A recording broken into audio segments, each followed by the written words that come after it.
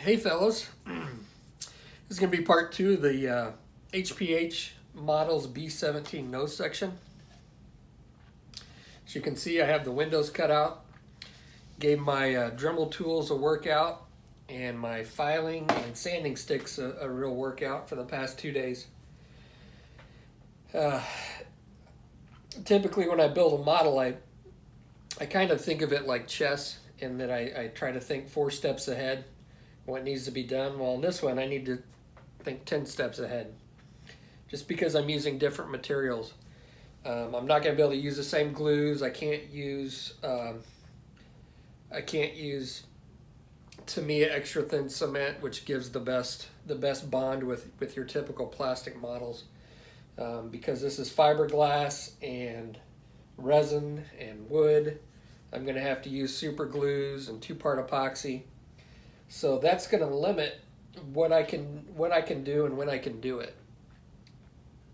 So let's first take a look at what I've done so far.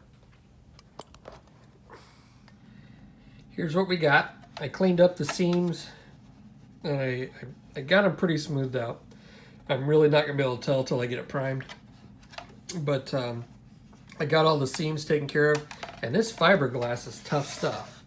As you can see, it's not all that thick, but it's pretty heavy duty. And one of my worries was, before I started cutting into this, is, I mean, you've got very little material right here, and I was hoping it wouldn't just fall apart, but it's pretty sturdy stuff. And if you can see in here, there's kind of a different in depth of material in different places, most notably right here.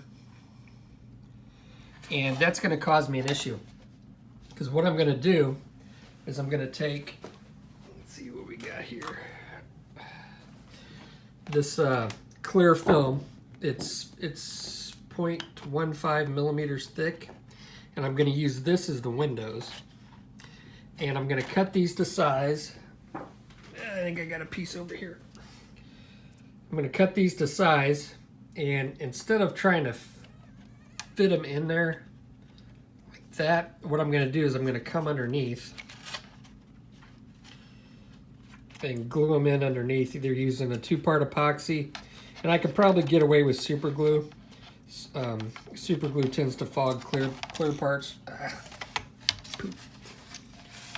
But I can probably get away with it because I'll be able to wipe it off with some alcohol, any fogging that gets in. But basically, I'm going to come in and glue these underneath, do my windows that way.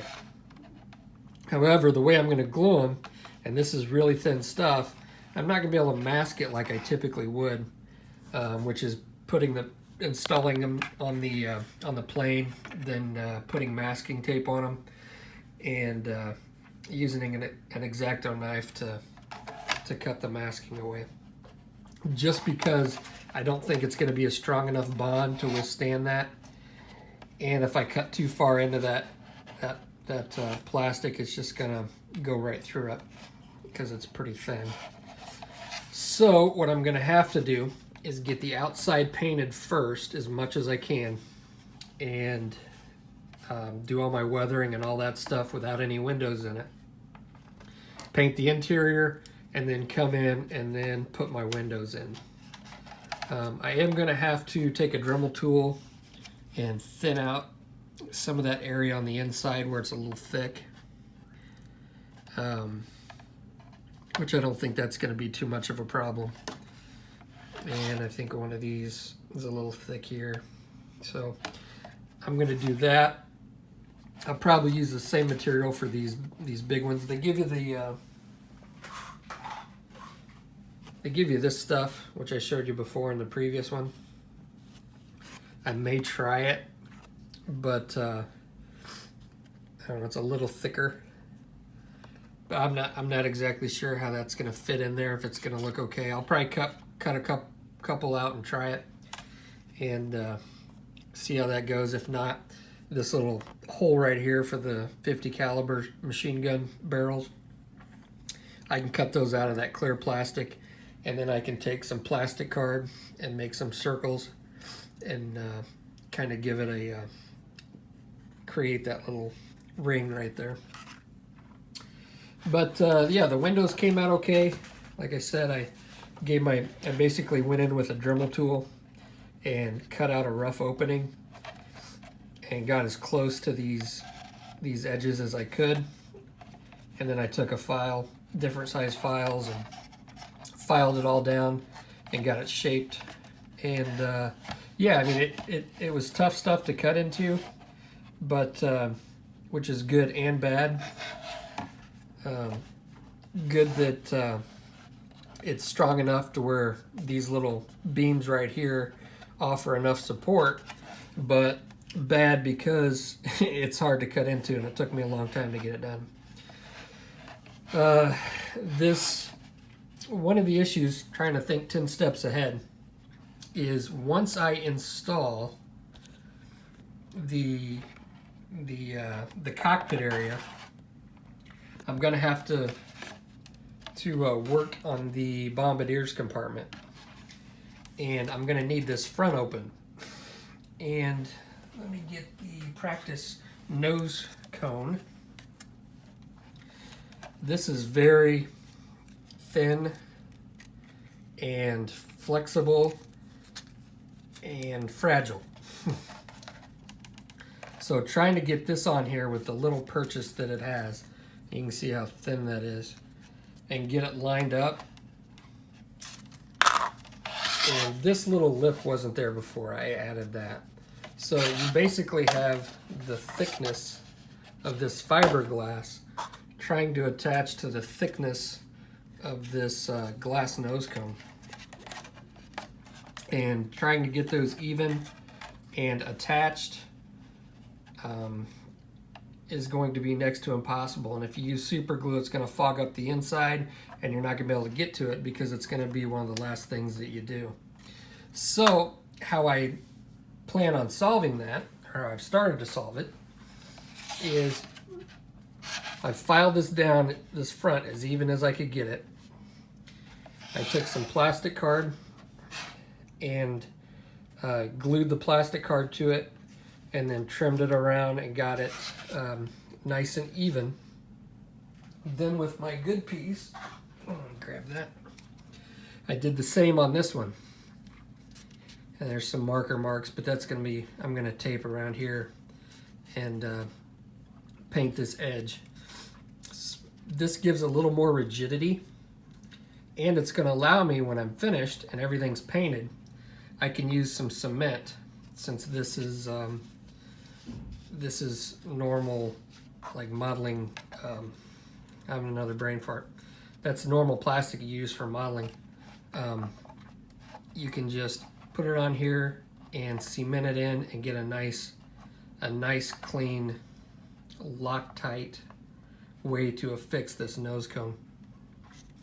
It's not going to be perfect, but it's going to be a lot better and a lot easier than trying to stick this thing on here that's not going to stick well. And yeah, it's just, this wasn't going to work. So hopefully this will solve my problem. And when you look at the B17s, there is where this attaches, there's this little lip. This is probably a little out of scale, but we're gonna have to live with it. But I think this is gonna work just fine. Just like that. I had to go in and cut out the where these wing roots are. Let's see if I can find it, because then these go in like this. They fit in there just like that. And I had to get it pretty thin. I still need to do some more cutting, but yeah, this stuff holds up pretty well. I'm going to probably start on the interior and get the interior done next, and then I can push it in there and see how it fits. I won't glue it until I get the windows in. Let's see. And a lot of this stuff is warped, so I'm gonna have to bend it. You can see this. This is gonna be, that one's not too bad, but you can see how that's kind of warped. So I'm gonna have to take the heat gun to those and get those straightened out as best I can. Oh, one other thing that I did. Sorry, the camera's moving around. It's because I got it in my hand. The seats. I used this stuff, which is Magic Sculpt. And if you watch my other B17, my HK Models B17 video, I made seat cushions from the Milliput, and it's really hard to work with. This stuff is basically like Milliput, but it's a little softer, a little more forgiving. But I was able to make these seat cushions, and I think they turned out better than the other ones did. A little bit easier to work with. I don't think it dries as hard as Milliput, but you know, for this application, it's still pretty hard, but not quite as hard. It's not like a rock like Milliput dries to. So I'm gonna get to work on the interior, get that put together and dry fit it in place, and then get to work on the windows, get those in. So hopefully in the next few days I'll have the interior done and I can show you what that looks like and how it fits in there. One issue I'm gonna have is if I do paint this before I put everything in, there's a back piece that fits into here, and it looks like it's gonna need some gap filling. So I don't know, maybe I can do that and touch up.